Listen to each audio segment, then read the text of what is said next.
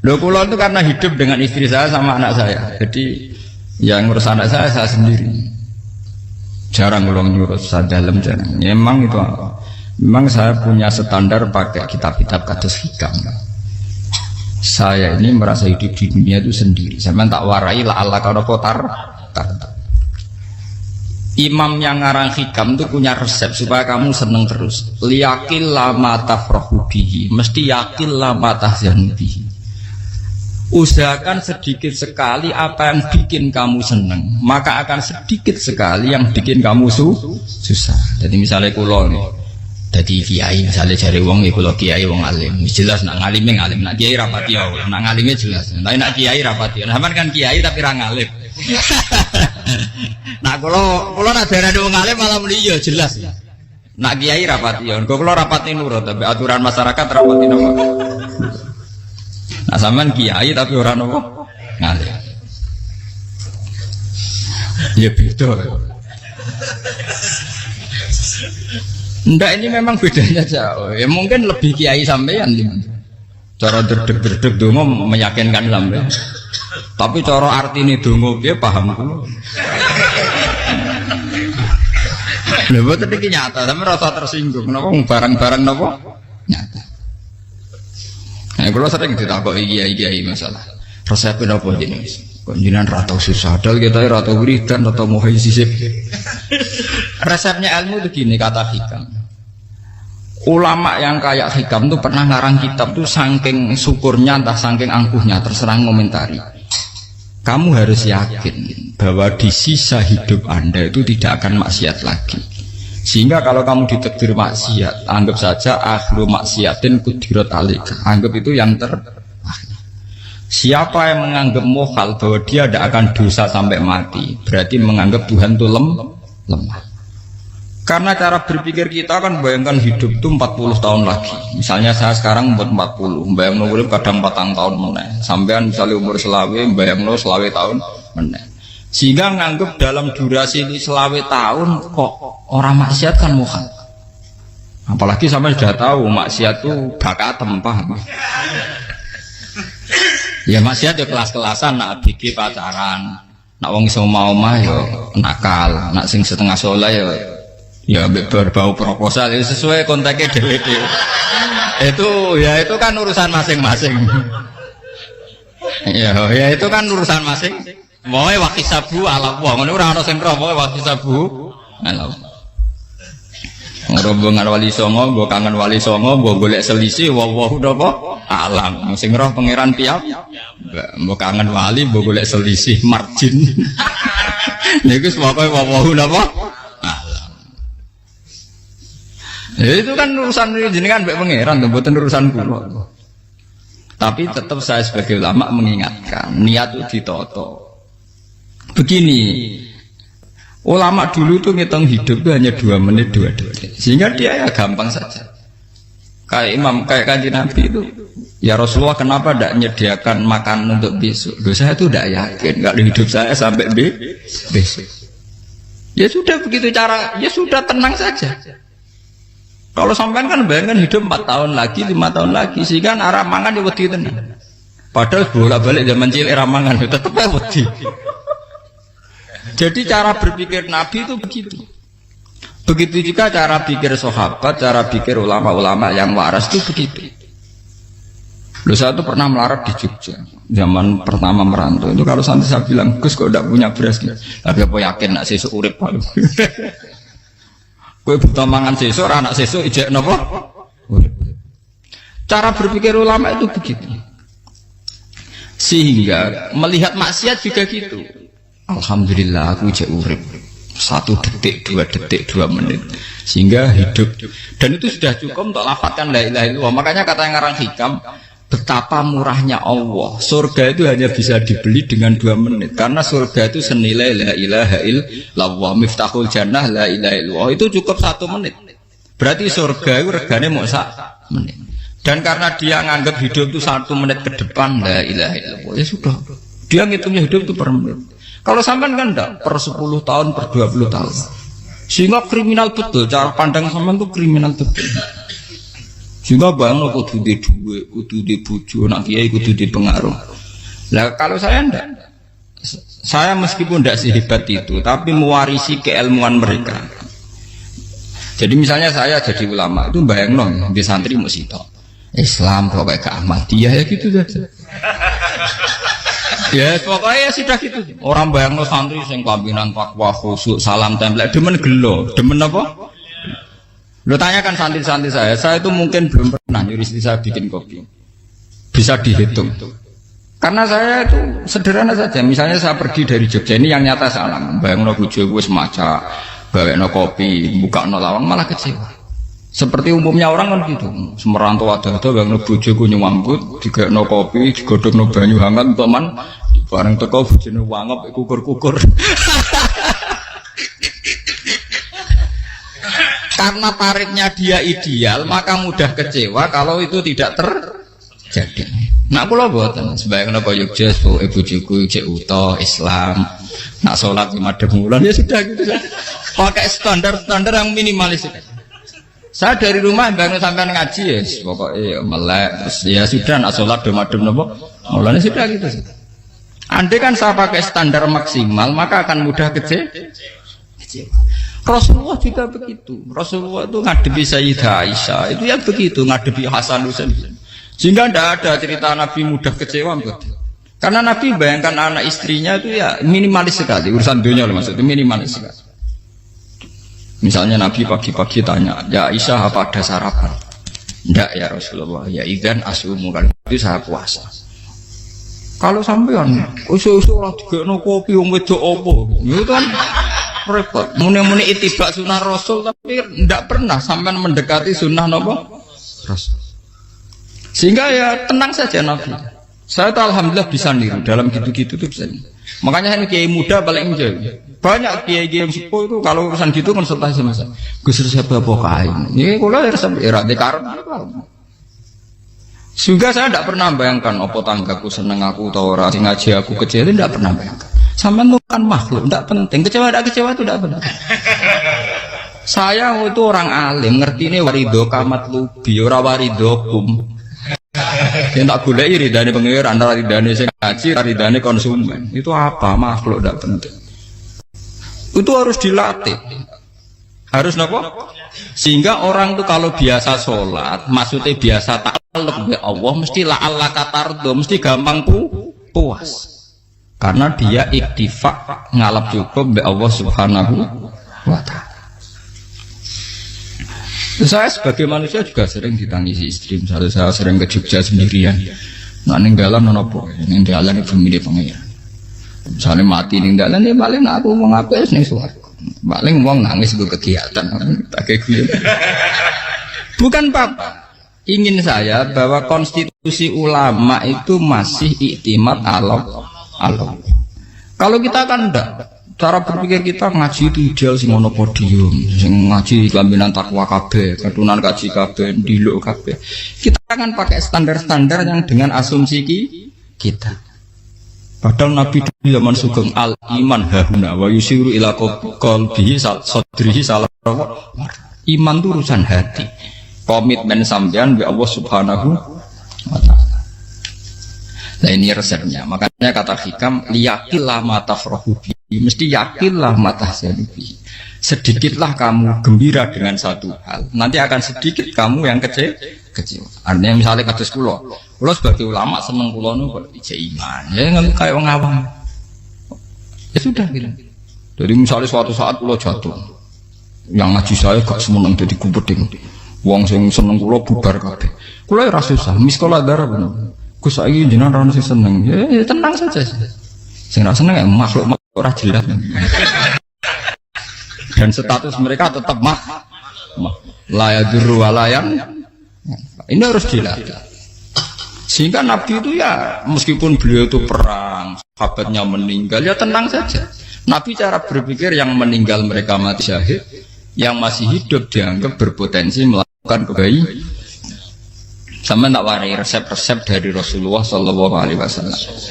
Saya ini sebetulnya memaksa, menjelaskan ini memaksa, karena saya inginnya jadi ulama yang kayak umumnya orang, tidak ideal-ideal amat. Tapi saya ditakdir ilmunya itu ideal. Jadi terpaksa saya jelaskan. Tapi kalau perilaku saya tidak akan ideal. Besok ngawur saake mari Ghafuri pengiran nganggur bolak-balik cerita. Ada seorang wali, karena dia wali itu doa di multazam, ya Allah saya ini minta satu hal. Karena dia wali maka tidak minta uang, tidak minta jabatan, minta engkau takdir saya tidak pernah maksiat. Itu kan bagus sekali. Minta doa ditakdir gak maksiat kan ada. Dari pengiran malah jabe. Fa'ena ada ukufur. Karena tahu maksiat malah sifat ghafurku tak ada kok endi. Gamane pengiran ini sifat ghafurku rak nganggur. Malah tidak ada orang selain Nabi kecuali ditakdir tahu maksiat. Dan sifat ghafuri pengiran efektif. Paham apa? Lara sampean kan ghafuri kok nggo kabeh. Dadi karek Sadidul Iqab. Karena maksiat sampean sering. Jadi sifat ghafuri wis berlaku aktif. Saya karek nunggu sifat Sadidul Iqab. Paham ya? Itu beda dengan wali-wali. Sifat Sadidul Iqab mau aktif, mereka tidak punya malah pangeran bingung gak kok sifat ghafure.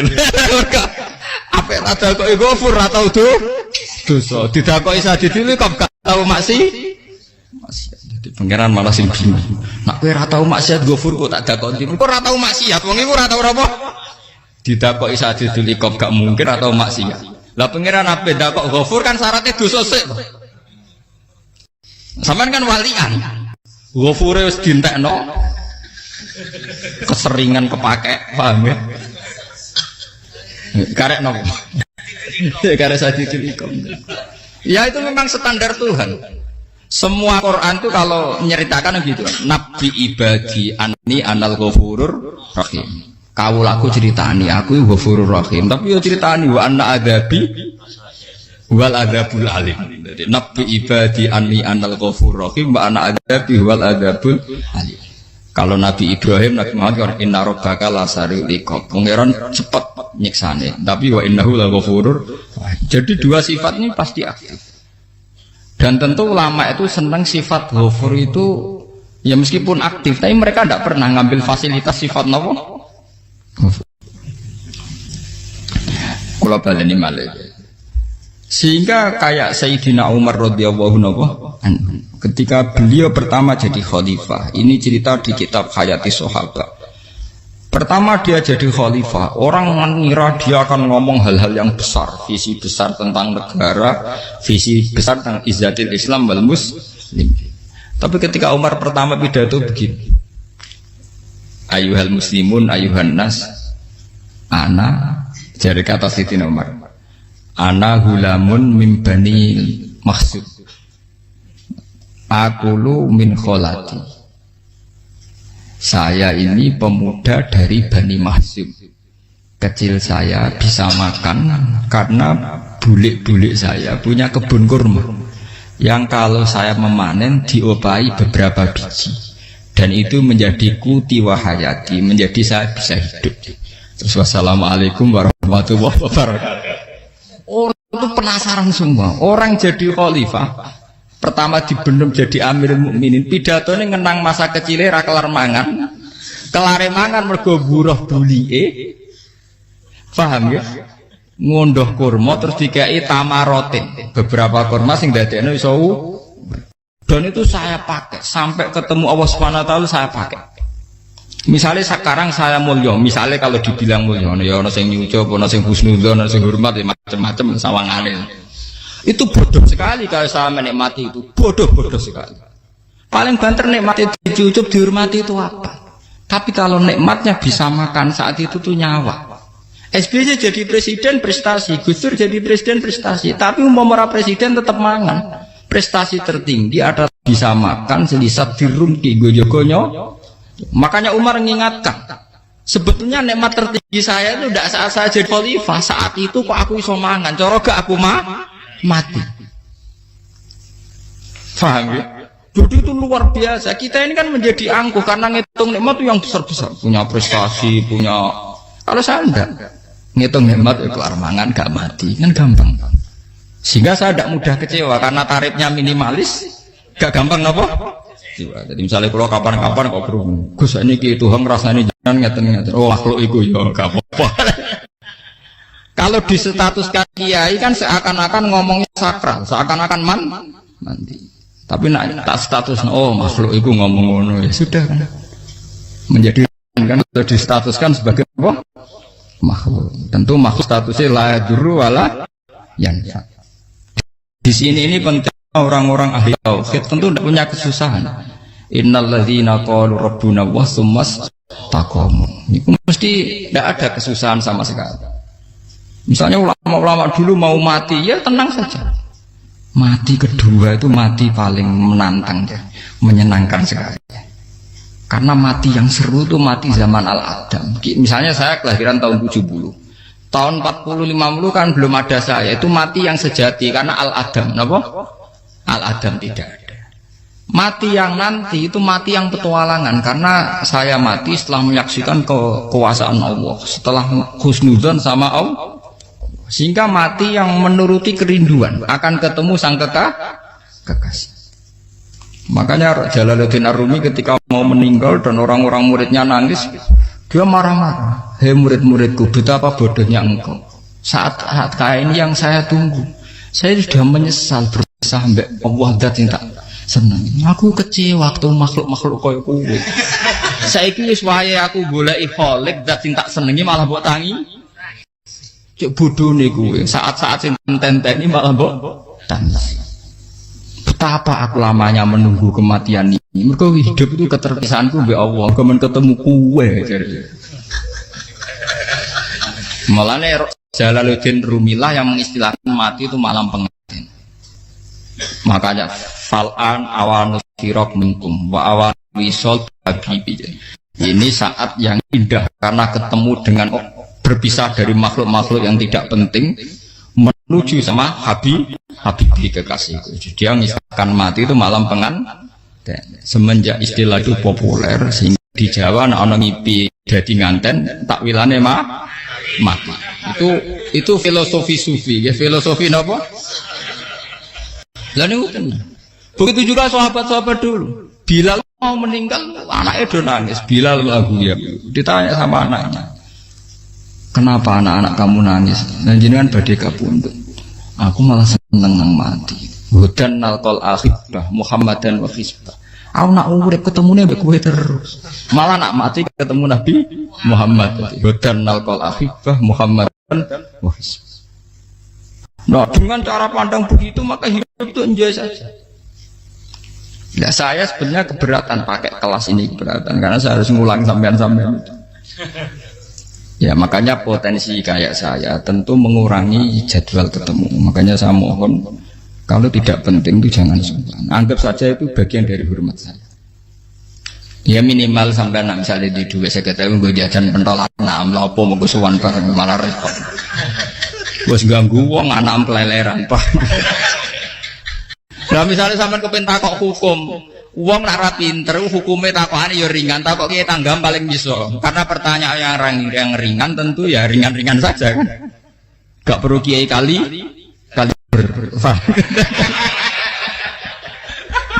sampean ra usah GR. Kalau pertanyaannya angel Gus, gak ono sing iso jawab. Uang nak ra alim tahke, ku pertanyaane ya ora patimu itu. Ibu wis kangelan ngoten. Ini mboten ngenyek tapi podo enak. Podo apa? Makanya kalau latih. Jadi hikam sendiri itu ada manhaj, ada metode. Kalau orang supaya tardo, liyakil lama tafrohubi, yakil lama tahzanu. Anak saya itu kalau habis main pulang, itu saya senengnya pol. Istri saya pernah jangan. Gus, anak mulai senengnya. Di biro-biro, anakku gemulai nih ngomahku. Misalnya terus biasa. Saya itu roh anakku lo main mulai itu seneng. Biro-biro anakku mulai nih ngomah. Dipanggil anak saya bapak itu senengnya sak boleh. Biro-biro ada yang manggil bapak. Jadi saya pakai standar minimalis sekali. Saya tidak pernah pakai tarif. Dia anak yang ideal dihormati orang. Sampai anakku sujud nih pangeran, ngerti pentingnya mau tasbih. Makanya anak saya tak namakan tasbih semua. Itu ya sudah sih. Saya tidak pernah membayangkan anak saya jadi kayak besar dihormati juga. Mari gampang kecil.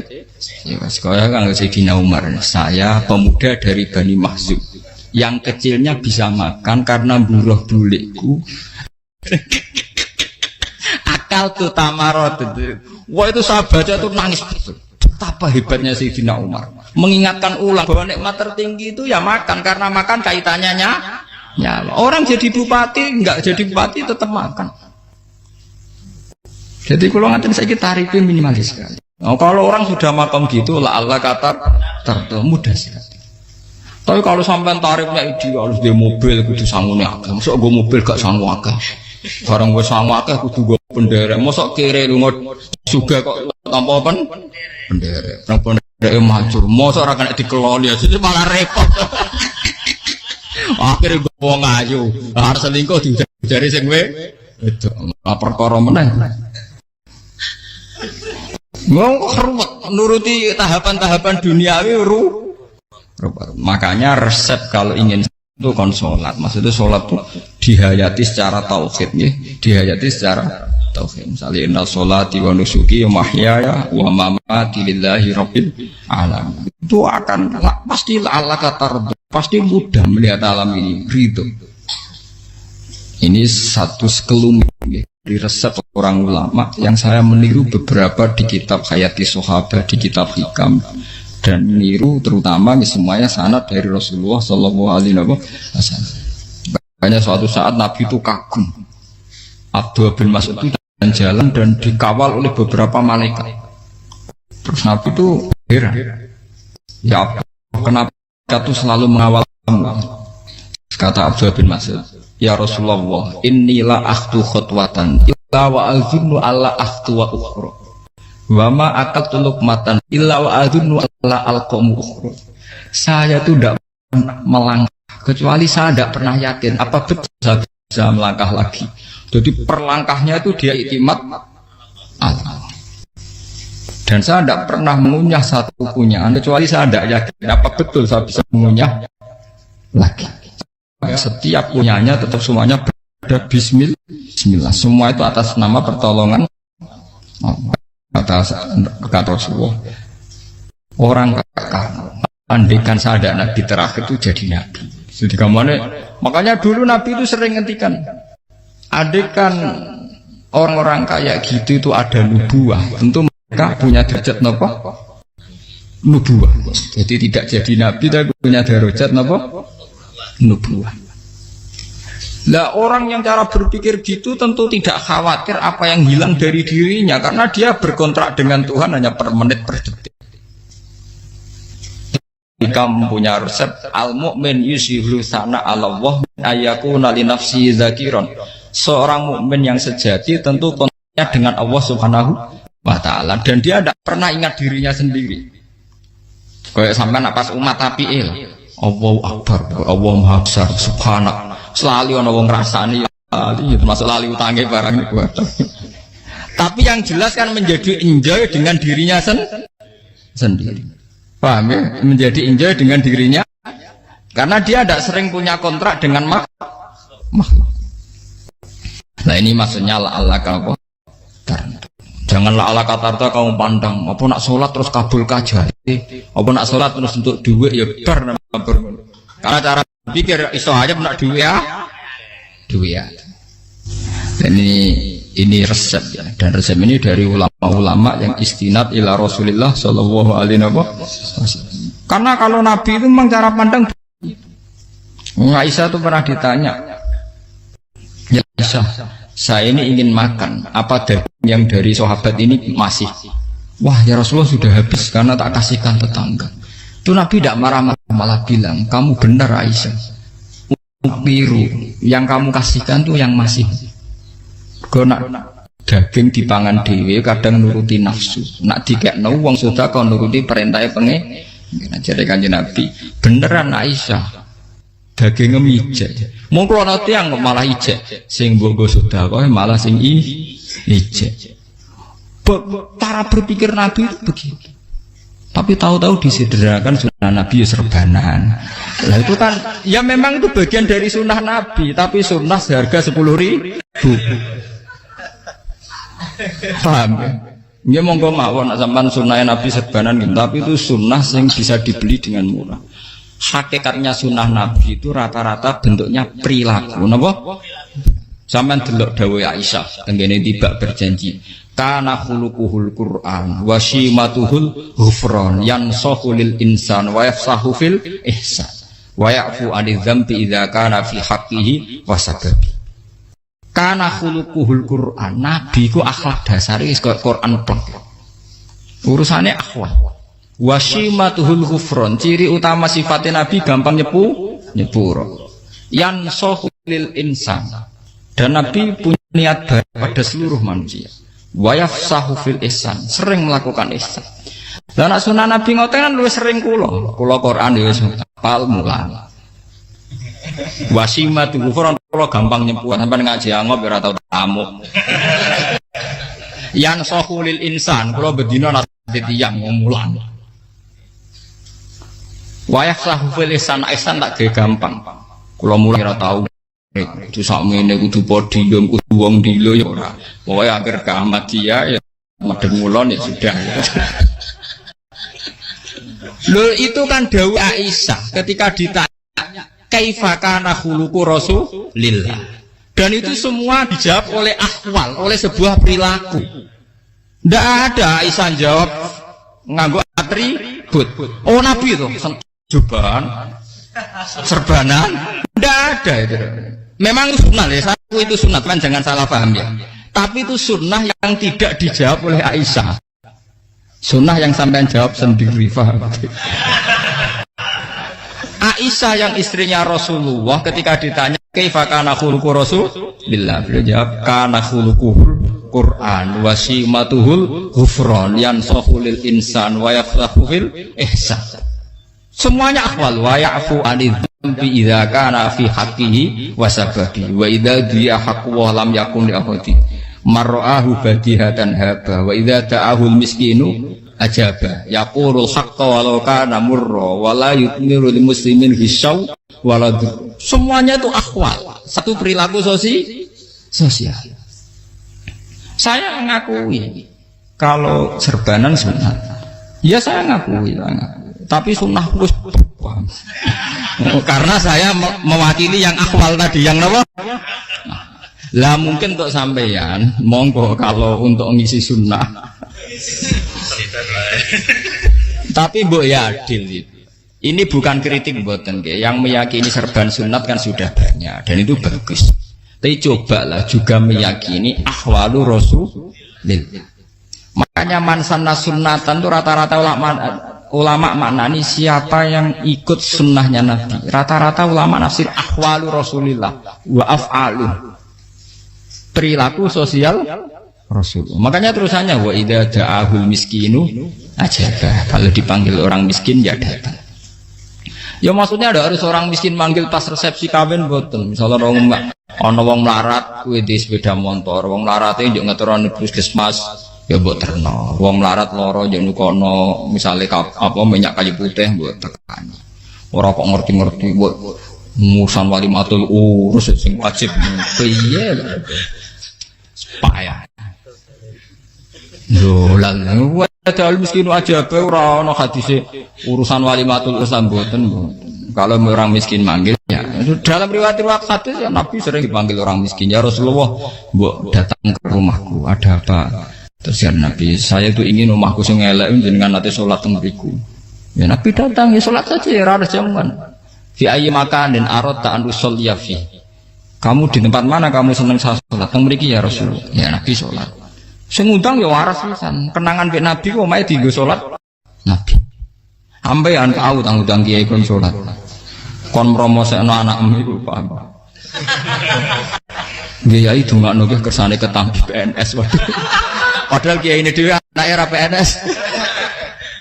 Kalau dulu kan sahabat ngundang Nabi itu ya gitu. Ya Rasulullah, saya itu ingin sekali engkau sholat di rumahku. Fa'attakhidahu musollan. Kemudian tempat yang pernah engkau sholati mau tak pakai musola pribadi. Makanya masjid kiblat itu rumahnya sahabat. Karena dulu Nabi pernah sholat di satu tempat. Adalah ono perintah tahwilul kiblat itu di rumahnya sahabat.